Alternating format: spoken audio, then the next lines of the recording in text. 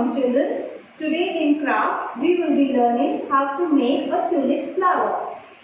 This is a tulip flower. So let's see how we can make this flower.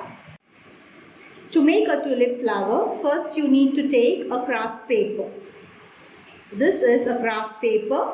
What you have to do is you have to fold it into a triangle.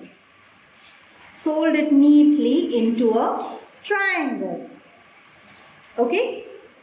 You have to first fold the paper into a triangle. Then again fold it into a small triangle. Fold the triangle that you have made into a smaller triangle.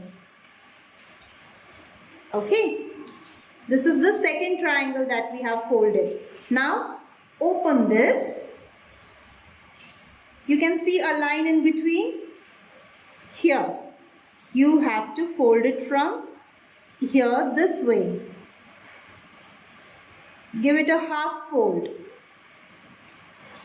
On one side, you have to fold it in half. And now, on the other side, you again have to fold it from here. Can you see this?